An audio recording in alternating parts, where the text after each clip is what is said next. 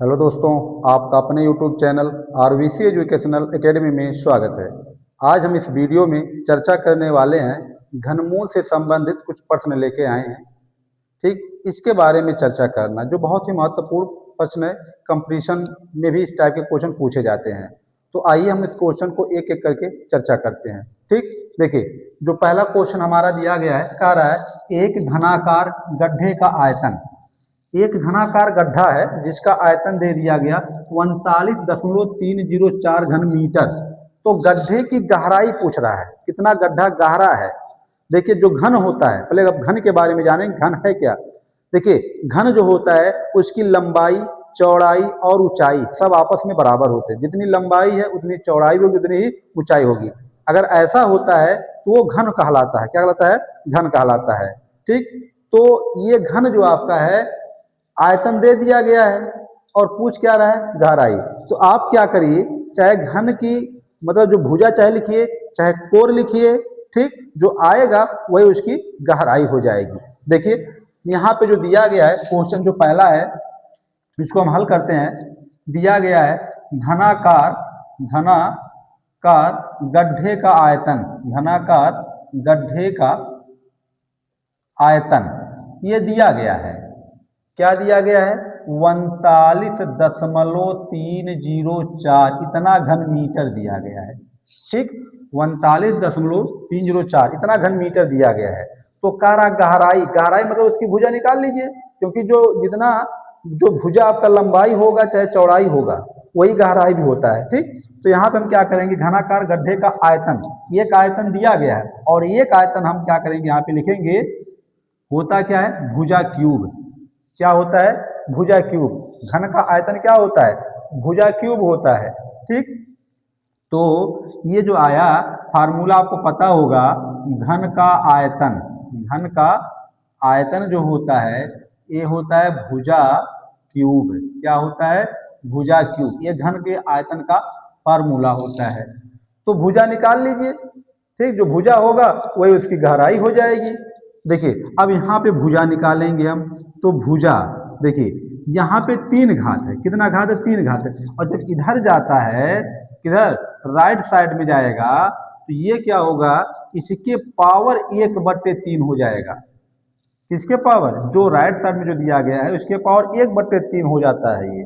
ठीक, या आप इसको ऐसे भी लिख सकते हैं, इसको हम ऐसे भी लिख सकते हैं, जो संख्या दिया गया 39.304 इसका घनमूल, इस तरह से भी लिख सकते हैं। अब चाहे 1/3 लगाइए और चाहे आप इस तरह से लिखिए।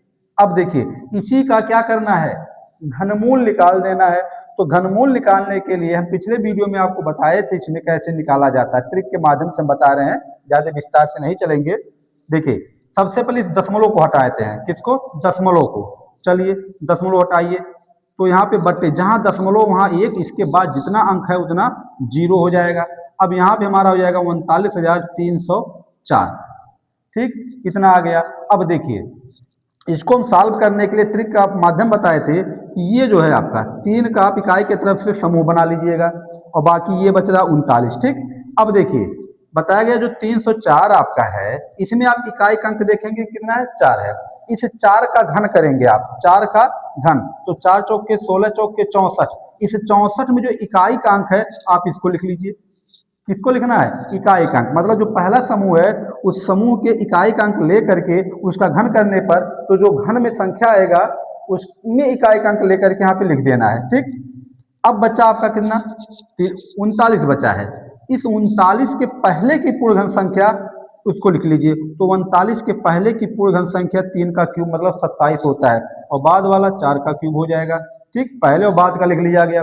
तो जो 39 के पहले वाली पूर्ण घन संख्या होती है उसी संख्या को ले लेना है जिसका क्यूब है। तो कितना है? 3 है। आप यहाँ 3 लिख लीजिए।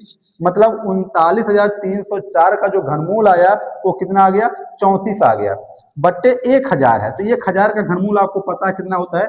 10 होता है। 1000 का घनमूल कितना हो गया? 10। तो ये शॉर्टकट से निकाल दिया गया। बाकी आप गुणनखंड करेंगे तो उस तरह से भी निकाल सकते हैं। ठीक, अब देखिए 10 से 34 में भाग करा देंगे तो आ जाएगा 3.4 मीटर। ठीक, ये हो जाएगा गड्ढे की गहराई। क्या हो गया? गड्ढे की गहराई आ गया। यही आंसर हो जाएगा। ठीक, गड्ढे की गहराई कितना आ गया, 3.4 मीटर आ गया। तो ये था पहला क्वेश्चन। गड्ढे का आयतन दे दिया था, गड्ढा कैसा था, घनाकार था, एक आयतन दे दिया गया। और एक आयतन हम जानते हैं कि घन का आयतन क्या होता है, भुजा क्यूब होता है। तो भुजा क्यूब इस आयतन के बराबर कर देना है। हम यहाँ से भुजा निकालेंगे तो भुजा जो संख्या दिया गया है उस संख्या का हम घनमूल निकाल देते हैं। बाकी घनमूल निकालने का तरीका आपको बता दिया गया, विस्तार से बताया गया है, ट्रिक के माध्यम से बताया गया है। जो विधि आपको अच्छा लगेगा वही विधि आप लगा करके क्वेश्चन को सॉल्व कर सकते हैं। ठीक, आइए दूसरा क्वेश्चन देखते हैं। जो दूसरा क्वेश्चन है अब उस पर चर्चा हम करेंगे। तो दूसरा जो क्वेश्चन दिया गया आपका ये कह रहा है एक घनाकार, देखिए ये भी क्या कह रहा है, ये भी घनाकार है। घनाकार बक्से का आयतन, घनाकार बक्सा है उसका आयतन दे दिया गया है। कितना, घनाकार बक्से का आयतन दिया गया है 74.088 सेंटीमीटर क्यूब है। तो बक्से का कोण बताना है। क्या, बक्से का कोण। देखिए तो सबसे पहले जो दिया गया है घनाकार बक्सा है। बक्सा कैसा है, घना आकार का है। तो घनाकार बक्से का आयतन, बक्से का आयतन, तो आयतन दिया गया है कितना, 74.088 सेंटीमीटर क्यूब। चाहे सेंटीमीटर क्यूब लिखिए चाहे घन सेंटीमीटर लिखिए। तो घनाकार बक्से का आयतन, देखिए घन का आयतन अभी बताया गया था भुजा क्यूब होता है और चाहे कोर का क्यूब होता है। चाहे कोर का क्यूब लिखिए चाहे भुजा का क्यूब लिखिए। ठीक, और एक आयतन दे दिया गया और एक आयतन का जो आपका फार्मूला है उसको लिख लीजिएगा। तो घनाकार बक्से का आयतन जो हो जाएगा आपका कोर का क्यूब। कितने का, कोर का क्यूब या भुजा का क्यूब। तो एक आयतन ये था और एक आयतन ये है आपका, फार्मूले वाला ये आयतन क्वेश्चन में दिया गया है। तो दोनों आयतन आपस में बराबर हो जाएंगे। अब यहाँ से हम क्या करेंगे, कोर निकालेंगे। कोर चाहिए ना, तो यहाँ क्यूब है, जब ये इधर जाएगा तो इस संख्या का घनमूल निकाला जाएगा। क्या निकाला जाएगा, घनमूल निकाला जाएगा। ये हो गया आपका। अब चलिए इसको सॉल्व करते हैं। इसको सॉल्व करने के लिए सबसे पहले हम दशमलव को हटाएंगे। तो जहां दशमलव उसके जगह पे एक, बाकी जितने अंक हैं उतने जीरो लगा दीजिए। अब ऊपर से दशमलव आप हटा सकते हैं। ठीक, ये हो गया आपका। अब क्या करना है, जो आपको बताया गया है ट्रिक इसका, उस ट्रिक को यूज करेंगे।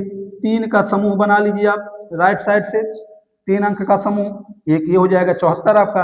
अब देखिए इसमें जो आपका 88 है, जीरो का कोई वैल्यू नहीं है। इकाई का अंक देखिए यहाँ पे, इकाई 8 है। तो 8 का घन करेंगे, 8 का घन। तो 8 का घन मतलब क्या, 8 गुणे 8 गुणे 8 करेंगे। तो 8 रहे 64 और 64 8 512 होता है। ठीक, 512। अब इस 512 में इकाई का अंक देखना, इकाई कितना, 2, तो आप 2 लिख दीजिए। ठीक, ये हो गया। अब बचा 74। जो 74 है इसके पहले की पूर्ण घन संख्या लिखेंगे। 74 के पहले की पूर्ण घन संख्या मतलब 4 का क्यूब, 4 का क्यूब 64, और बाकी आप यहाँ 5 का क्यूब लिखेंगे। तो 74 के पहले की पूर्ण घन संख्या हो गया और ये बाद की पूर्ण घन संख्या हो गया। अब लेना किसको है, आपको हमेशा छोटी संख्या ही लेना है। ठीक, छोटी संख्या कितना हो गया, 4, छोटी संख्या 4 और 4 लिख दिया गया। ठीक, अब देखिए 1000 का घनमूल 10 हो जाएगा। 1000 घनमूल 10 हो गया। अब क्या करना है, यहाँ पे 42 में 10 का भाग करा देना है। 42 में 10 का जब आप भाग करेंगे तो हो जाएगा 4.2, इतना क्या आ गया, सेंटीमीटर आ गया। तो ये घनाकार जो बक्सा है उसकी गहराई आ गई। क्या गहराई नहीं, कोर पूछा गया है, मतलब बक्से का कोर, कोर मतलब वही भुजा। ठीक, तो 4 दशमलव कितना आ गया, 2 सेंटीमीटर आ गया। ये आपका आंसर हो जाएगा। ठीक, घनाकार बक्से का आयतन दिया गया था, उसका कोर पूछा गया था, कोर कितना होगा। तो कोर निकाले फार्मूला होता है, आयतन दिया ही गया है और एक आयतन का फार्मूला होता है कोर का क्यूब चाहे भुजा का क्यूब, जो भुजा आएगा वही कोर होता है। ठीक, इसके बाद यहाँ से कोर निकाल लिए, जो संख्या तो उसी का घनमूल निकाल लिया गया। जो आयतन दिया था उसी आयतन का घनमूल निकाल लेंगे, कोर मिल जाएगा आपको। ठीक, आइए तीसरा क्वेश्चन देखते हैं। जो तीसरा क्वेश्चन है ये थोड़ा हटके है, इसको देखिए क्या क्या कह रहा है तीसरे क्वेश्चन में। देखिए जो तीसरा क्वेश्चन हमारा दिया गया है ये कह रहा है एक घनाभ, ये घन नहीं घनाभ है, घनाभ की माप दे दिया गया 98 सेंटीमीटर, 42 सेंटीमीटर और 18 सेंटीमीटर घनाभ है। तो घनाभ आपको पता होगा, घनाभ जो होता है इसकी लंबाई चौड़ाई और ऊंचाई सब अलग अलग होता है। घन में बराबर होता है, जो घन होता है घन की लंबाई चौड़ाई ऊंचाई सब बराबर होता है, लेकिन जो घनाभ होता है घनाभ की लंबाई अलग होगी, चौड़ाई अलग होगी, ऊंचाई अलग होगी, तीनों सेम नहीं हो सकता है। ठीक, घनाभ में तो इसकी लंबाई चौड़ाई ऊंचाई सब दे दिया गया, तो इसके आयतन के बराबर, घनाभ के आयतन के बराबर एक घन बनाया जाता है और उस घन की भुजा पूछा जा रहा है। ठीक, घनाभ जो दिया गया है उसका सब माप दे दिया गया है, तो आप वहां से आयतन निकाल लीजिए घनाभ का, और उस घनाभ का आयतन जो है कारा, उससे क्या बनाया जा रहा है, एक घन बनाया जा रहा है, और जो घन बनाया गया उसकी भुजा निकालना है। तो सबसे पहले आप क्या करेंगे, घनाभ का आयतन निकालेंगे, और जब घनाभ का आयतन निकल जाएगा तो वही आयतन घन के आयतन के बराबर हो जाएगा। ठीक, आइए सॉल्व करते हैं। देखिए, जो यहाँ पे दिया गया है घनाभ की माप दी गई है, घनाभ की माप है, तो घनाभ का जो माप दिया गया है, दिया गया 98 सेंटीमीटर। ठीक, और इसके बाद जो है 42 सेंटीमीटर, 42 सेंटीमीटर, और इसके बाद दिया गया है 18 सेंटीमीटर, ये सब दे दिया गया है। ठीक, तो घनाभ का जो माप है ये दे दिया गया है। अब इसलिए घनाभ का आयतन लिखेंगे आप यहाँ पे, घनाभ का आयतन। तो आयतन जो होता घनाभ का, ये होता लंबाई गुणे चौड़ाई गुणे ऊंचाई, लंबाई गुणे चौड़ाई और गुणे ऊंचाई, ये फार्मूला होता है घनाभ के आयतन का, लंबाई गुणे चौड़ाई गुणे ऊंचाई, मतलब तीनों का गुणा करा दीजिए आप। अब सबका गुणा करा दिया जाए यहाँ पे, 98 गुणे 42 और गुणे 18, इतना सेंटीमीटर क्यूब हो जाएगा, इतना सेंटीमीटर क्यूब। आयतन हमेशा घन सेंटीमीटर या घन मीटर जैसा रहेगा इकाई आपका। ठीक, ये होता है क्यूब, हमेशा होता है यहाँ पे। इसका गुणा करा देना आपको 98 में 42 का, तो 2 अट्ठे 16 हो जाएगा, 2 9 18 19, 4 अट्ठे 32, 4 9 36, 3 39, जोड़ दीजिए, 6 9 2 11 हो जाएगा, और 9 1 10, 1 11 हो गया, 3 1 4। इसमें पुनः हम 18 का गुणा करा देंगे, हाँ 18 का, तो 8 6 48 हो गया, 8 1 कम 8 4 12, 8 1 कम 8 1 9, 8 4 32, 6 हो गया, 1 हो गया, 1 हो गया और 4 हो गया, सबको जोड़ दीजिए आप, 8 8 9 1 10, 2 1 3 1 4 और 4 3 7। ठीक, कितना आ गया, 74,000, यहाँ से जो आ गया 74,088, 74,088 इतना सेंटीमीटर क्यूब आ गया। ये क्या आ गया, घनाभ का आयतन आ गया, मिल गया क्या हमको, घनाभ का आयतन मिल जाता है। अब ये जो घनाभ का आयतन आया, ये कह रहा इसी के माप का एक घन बनाया जाता है। ठीक, तो मतलब जो ये घनाभ का आयतन है, ये घन का आयतन के बराबर कर दिया जाएगा। अतः घन का आयतन बराबर, ये क्वेश्चन कह रहा है, घन का आयतन बराबर घनाभ का आयतन, किसका, घनाभ का आयतन, घनाभ का आयतन। ठीक, तो घनाभ का आयतन हमारा दिया आ गया है 74,088। ठीक, और घन का आयतन जो होता है भुजा क्यूब होता है, क्या होता है, भुजा क्यूब होता है। इसलिए भुजा बराबर क्या करना है आपको, भुजा निकालना है, तो भुजा निकालेंगे तो इधर का क्या हो जाएगा, घनमूल हो जाएगा, 74,088 का घनमूल। चलिए इसका घनमूल निकालते हैं हम। तो आपको बताया गया राइट साइड से क्या करेंगे, 3 अंक का समूह बनाएंगे, इसमें इकाई का अंक पकड़ेंगे 8, तो 8 का क्यूब करेंगे 512 आता है, और इस 512 का इकाई का अंक आप यहाँ रख दीजिए। ठीक, ये हो गया। अब 74, 74 के पहले की पूर्ण घन संख्या लिखना है, तो 74 के पहले की पूर्ण घन संख्या 4 का क्यूब होता है, और इसके बाद का अगर लिखेंगे तो 5 का क्यूब। लेकिन इसके पहले की जो मतलब 74 से जो छोटी पूर्ण घन संख्या होती है हम उसी को लिखते हैं, कि यहाँ पे छोटी पूर्ण घन संख्या 4 का क्यूब है, तो 4 हम लिख देंगे। तो यहाँ से हमारा आ गया कितना, 42 सेंटीमीटर आ गया, 42 सेंटीमीटर। ये आ गया आंसर आपका 42 सेंटीमीटर। ठीक, किसका, घन का भुजा मिल गया। मतलब जो घनाभ था उसका आयतन निकाल करके आप क्या करेंगे, घन के आयतन के बराबर कर देना है, और जब घन का आयतन मिल जाएगा तो आप क्या करेंगे, फार्मूला लगा देंगे भुजा क्यूब का, जो आयतन रहेगा उसके बराबर करके भुजा निकालेंगे, तो आयतन का घनमूल निकाल दिया जाता है। तो यही हमारा आंसर हो जाता है। ठीक, तो ये था तीसरा क्वेश्चन। अब आते हैं चौथा क्वेश्चन। चौथा जो क्वेश्चन दिया गया है, 3 घन दिया गया है, 3 घन दिया गया है, दूसरे टाइप का है, और जिनकी कोरे क्रम से मतलब कोर दे दिया गया है। एक का पहले घन का 6 सेंटीमीटर, दूसरे घन का 8 सेंटीमीटर और तीसरे घन का 10 सेंटीमीटर दे दिया गया है, और इन तीनों घन को पिघलाया जा रहा है, मतलब पिघला करके एक बड़ा घन बनाया गया, पिघला करके एक बड़ा, मतलब तीनों जो घन था, कोर था, उन तीनों से क्या बनाया गया, छोटा घन था उनको पिघला करके एक बड़ा घन बनाया गया। उस बड़े घन की क्या बताना है, कोर बताना है, बड़े घन की क्या बताना है, कोर बताना है। चलिए कैसे निकालेंगे इसके बारे में देखने हम। तो करना क्या है, जितने घन हैं तीन घन है, उन तीनों घनों का पहले क्रम से एक एक करके उनका आयतन निकाल लीजिए। सभी घनों का क्या करना है, आयतन निकाल लेना है, और फिर सभी आयतन को जोड़ दिया जाएगा आपस में। आयतनों को जोड़ दीजिए, जोड़ेंगे तो बड़ा घन मिल जाएगा, उस बड़े घन का कोर बताना है आपको। चलिए आइए देखते हैं चौथा क्वेश्चन। आसान है, बस क्वेश्चन को पढ़िए 2 बार 3 बार, जब तक क्वेश्चन क्लियर नहीं हो जाता। जब क्वेश्चन क्लियर हो जाएगा तो ऑटोमेटिक आपका वहीं से सॉल्व हो जाएगा वो। लेकिन जब तक क्वेश्चन अगर क्लियर नहीं कर पाएंगे आप, ठीक, तो वो सॉल्व नहीं कर सकते हैं। इसलिए क्वेश्चन को समझना बहुत जरूरी है, क्या कहता है वो। तो हम चौथा क्वेश्चन सॉल्व करने चल रहे हैं। यहाँ पे देखिए, तीन घन है, तीनों घन की कोरें दे दी गई है, ठीक। तो देखिए पहला जो घन है आपका, पहले घन की कोर, पहले घन की कोर, ठीक, ये दिया गया कितना, 6 सेंटीमीटर। पहले घन की कोर कितना है, 6 सेंटीमीटर। तो ये 6 सेंटीमीटर है। आप क्या करेंगे, यहाँ से पहले घन का आयतन निकाल लीजिएगा। पहले घन का आयतन आपको पता है कोर का क्यूब होता है, कोर का क्यूब, तो क्या हो जाएगा, 6 का क्यूब हो जाएगा।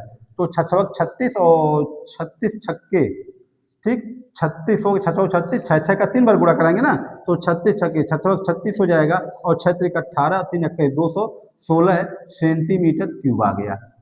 ये पहले घन का आयतन मिल गया, ठीक। फिर लिखिए दूसरे घन का कोर लिखना है, दूसरे घन का कोर। तो दूसरे घन का जो कोर है ये दिया गया 8 सेंटीमीटर, दूसरे घन का कोर है। अब हम क्या करेंगे, दूसरे घन का आयतन निकालेंगे। दूसरे घन का आयतन फार्मूला वही है, कोर का क्यूब, तो 8 का क्यूब हो जाएगा। तो 8 का जब क्यूब करेंगे तो 512 होता है, 512 सेंटीमीटर क्यूब हो जाएगा, ठीक। ये दूसरे घन का आ गया। अब ये तीसरे घन का हम निकालेंगे। पहले तीसरे घन का कोर लिख लीजिए। अब तीसरे घन का कोर, जो तीसरे घन का कोर है वो 10 सेंटीमीटर। तीसरे घन का कोर कितना है, 10 सेंटीमीटर। अब हम यहाँ पे क्या करेंगे, तीसरे घन का आयतन निकालेंगे। तीसरे घन का आयतन, तो आयतन क्या, फिर वही भुजा क्यूब या कोर का क्यूब, तो 10 का क्यूब। 10 का क्यूब कितना हो जाएगा, 1000 हो जाएगा। कितना, 1000 सेंटीमीटर क्यूब हो जाएगा ये, ठीक। अब क्या करना है, इन तीनों जो घन है इनके आयतनों को एक में मिला देना है। इसलिए बड़े घन का आयतन क्या लिखना है, इसलिए बड़े घन का आयतन, जो बड़ा वाला घन बनाया गया उसका आयतन, बड़े घन का आयतन। तो बड़े घन का जो आयतन होता है ये तीनों छोटे घनों के आयतनों का योग, क्या लिखेंगे, तीनों छोटे घनों के, तीनों छोटे घनों के आयतनों का योगफल, आयतनों का योगफल सबको जोड़ दीजिए आप। तो देखिए पहले का आया 216, दूसरे का आया 512, और तीसरे का आयतन आया 1000।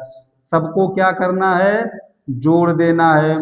जोड़िए आप यहाँ पे, तो ये 2 और 6 कितना हो जाएगा, 8 है, 8 हो गया। इसके बाद 1 1 2 2 हो जाएगा। इसके बाद 5 2 7 हो जाएगा, बचा 1, 1728 सेंटीमीटर क्यूब। ये आया क्या, ये जो बड़ा घन, तीनों घनों को जब पिघलाया गया था ये बड़ा वाला घन मिला, बड़े घन का आयतन। लेकिन पूछा क्या गया है, बड़े वाले घन का कोर बताना है। तो इसलिए बड़े घन का कोर, बड़े घन का कोर, तो बड़े घन का कोर निकालने के लिए जो बड़े घन का आयतन है उसी का घनमूल निकाल देना है। उसी का क्या करना है, घनमूल निकाल देना है। देखिए 3 का समूह बनाइए इकाई के तरफ से। जब 3 का समूह बनाएंगे तो हमारा इसमें इकाई का अंक 8 है, उस 8 का घन करेंगे तो 8 का घन 512, मतलब यहाँ 2 आ गया, इकाई लेना केवल। और 1 के पहले माइनस में जाना नहीं है, तो 1 का आप ये लिख देना है। मतलब 1 के पहले की पूर्ण घन संख्या, सब माइनस में आएगा तो उसको छोड़िए, माइनस नहीं लेना आपको, पॉजिटिव में चलना, तो 1 ही लिख देना है। तो यहाँ से कितना आ गया, 12 सेंटीमीटर आ गया। कितना आ गया, 12 सेंटीमीटर आ गया। यही आपके बड़े घन के कोर का लंबाई हो जाएगा। बड़े घन के कोर की लंबाई कितना आ गया, 12 सेंटीमीटर आ गया। तो जो भी दिया गया 3 घन था, जिनका जो कोर दिया गया था उनको पिघला करके एक बड़ा घन बनाया गया था, उस बड़े घन का कोर बताना था। तो हमने किया क्या, यहाँ पे जो जो छोटे छोटे घन के कोर थे, पहले हम छोटे घनों का आयतन निकाल लिए। आयतन निकालने के बाद सबको आपस में जोड़ दिया गया, और जब आपस में आयतनों को जोड़ दिया जाता है तो बड़े घन का आयतन मिल जाता है। इसके बाद जब आयतन मिल जाएगा तो हम उस बड़े घन का जो है कोण निकाल सकते हैं, ठीक, उस आयतन का घनमूल निकाल करके, तो ये हमारा 12 सेंटीमीटर आ जाएगा। ये था हमारा चौथा क्वेश्चन था। आइए अब क्वेश्चन नंबर 5, पांचवा जो क्वेश्चन है ये दूसरे टाइप का आ गया, ठीक। जो क्वेश्चन नंबर 5 हमारा है ये दूसरे टाइप का क्वेश्चन है, ये सब कंपटीशन लेवल के क्वेश्चन है। अब आइए जो पांचवा क्वेश्चन है बहुत ही बढ़िया क्वेश्चन है। देखिए जो पांचवा हमारा क्वेश्चन है कह रहा है यदि 2 के पावर n माइनस 2 के पावर n माइनस 1 बराबर 4 हो तो n के पावर n का मान ज्ञात करना है, n के पावर n का मान ज्ञात करना है। देखिए क्वेश्चन नंबर 5 दिया गया यहाँ पे 2 के पावर n माइनस 2 के पावर n माइनस 1 बराबर 4, ठीक, कितना दिया गया है। तो कह रहा है n के पावर n का मान बताना है, n के पावर n का क्या करना है, मान बताना है। देखिए अब इसको सॉल्व करना है, सॉल्व कैसे आप करेंगे इसको। देखिए इस पे जो घन है इसके घन से मतलब इस पे जो घात है उसके घात से एक घात यहाँ कम है, जैसे कह दिया गया 2 के पावर 4 और यहाँ पे 2 के पावर 3, इस तरह से आइए यहाँ अगर 4 होगा तो यहाँ पे 3 होगा, तो हम हमेशा इसमें से कम वाले को कॉमन कर सकते हैं। 2 के पावर 3 हम यहाँ से निकाल सकते हैं, तो यहाँ बचेगा केवल 2, क्योंकि 3 घात चला या 4 घात होता है, 1 घात बचा यहाँ पे और यहाँ 1 बचेगा, इस तरह से। वही सेम कंडीशन यहाँ पे भी है, सेम कंडीशन यहाँ पे भी है। हम इसमें से हमेशा 2 के पावर n माइनस 1 को बाहर ले सकते हैं, 2 के पावर n माइनस 1 को हम हमेशा कॉमन कर सकते हैं यहाँ से। तो देखिए अब यहाँ से हम इसको जब सॉल्व करेंगे 2 के पावर n हमेशा कम वाला ही कॉमन होगा, ये ज़्यादा वाला नहीं होगा, क्योंकि ये n माइनस 1 है और ये n है। अगर ये 5 होगा तो ये 4 ही होगा, तो हम हमेशा कम वाले को यहाँ से कॉमन कर सकते हैं, ठीक। अब इसको हमने कॉमन कर लिया तो यहाँ पे केवल क्या बचेगा, अब बचेगा केवल 2, कितना बचेगा, केवल 2 बचेगा, क्योंकि एक घात इस पे ऑलरेडी होता है। अगर एक घात इसमें जुड़ जाएगा तो ये करके केवल 2 के पावर n बचेगा, ठीक। और यहाँ क्या बचेगा, केवल अब 1 बचेगा, कितना बचा, 1, और बराबर क्या हो गया, राइट साइड में 4 है, ठीक।